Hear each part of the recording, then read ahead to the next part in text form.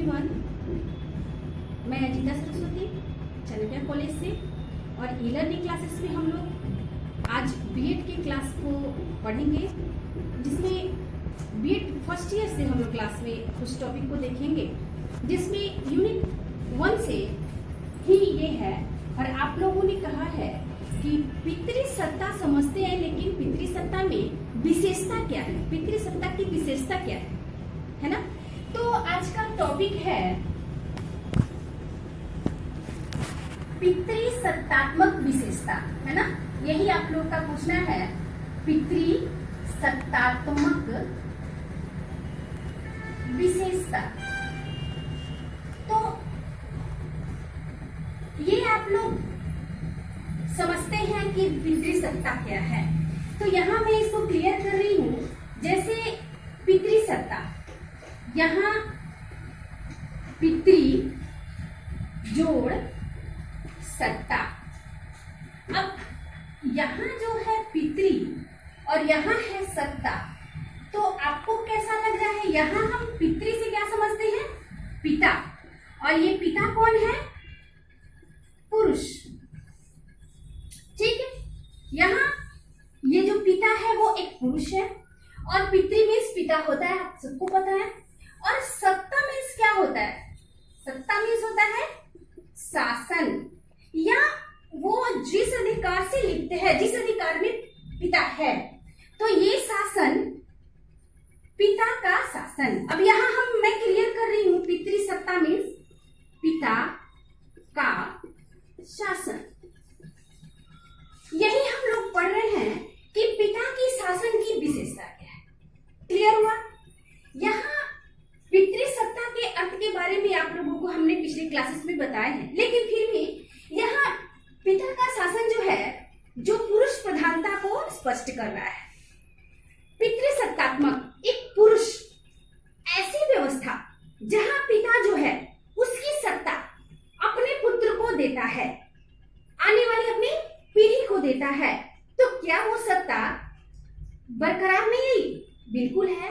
तो ये पितृसत्ता में हम विशेषताएं पढ़ेंगे कि पितृसत्ता में विशेषताएं क्या है, कैसे हम उनकी विशेषताओं को समझेंगे, उनके गुण क्या है, पितृसत्ता का गुण क्या है। वैसे ये हमारा देश जो है, भारत देश, वैसे तो सारा विश्व ही वो पुरुष प्रधान है। हम जिस समाज में जी रहे हैं वो भी पुरुष प्रधान है। तो अब इसको कैसे पहचानेंगे कि क्या यहाँ पे जो ये पितृसत्तात्मक है या पुरुष प्रधानता है, क्या ये सही है? तो पितृसत्ता का गुण क्या है, विशेषता क्या है, तो आइए जानते हैं। इसमें है विशेषताएं, मैं यहाँ लिखी हूँ, आप लोग इसको नोट करेंगे।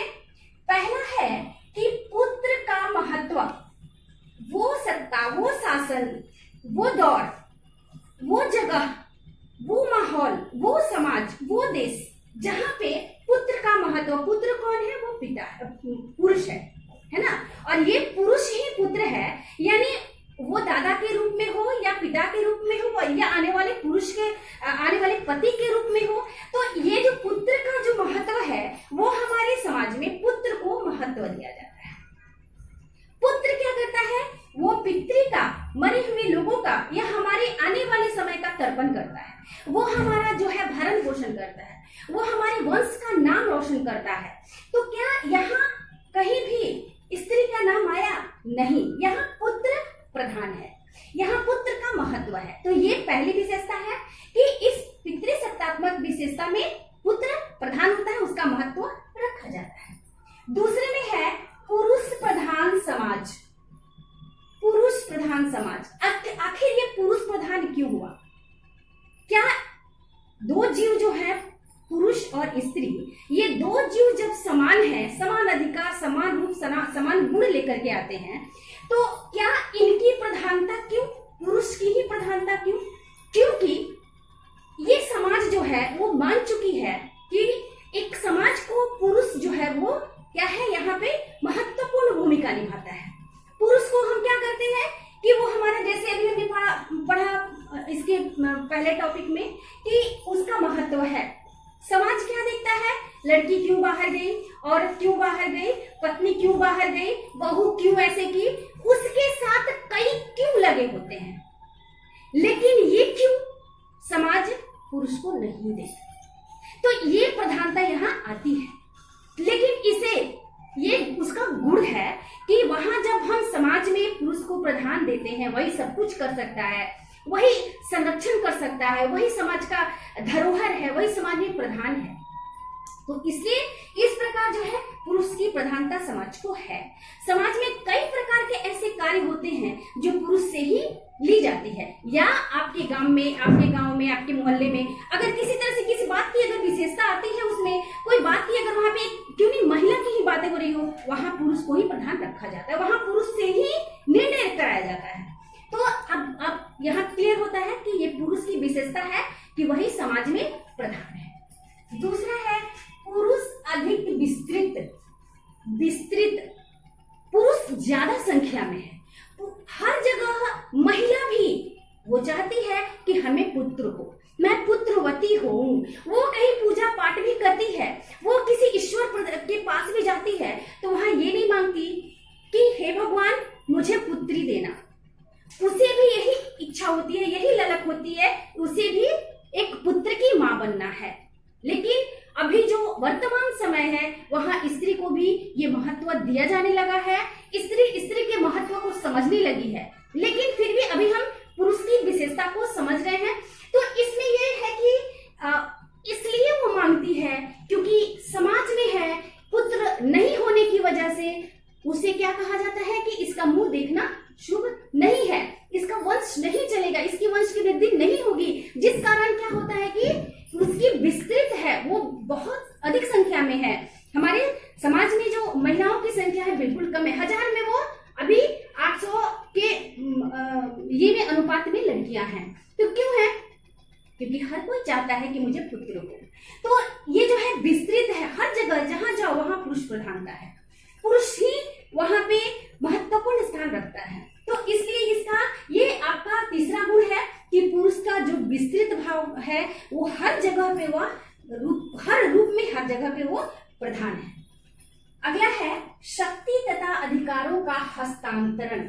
शक्ति, अगर पिता के पास किसी भी प्रकार की कोई धरोहर है, शक्ति है, या कोई भी चीज है उसके पास, वस्तु हो या जमीन हो या किसी भी अचल या चल संपत्ति हो उसके पास, वो किसको देता है? वो अपने पुत्र को, आने वाली अपनी जनरेशन को, न कि वो अपनी बेटी को देगा।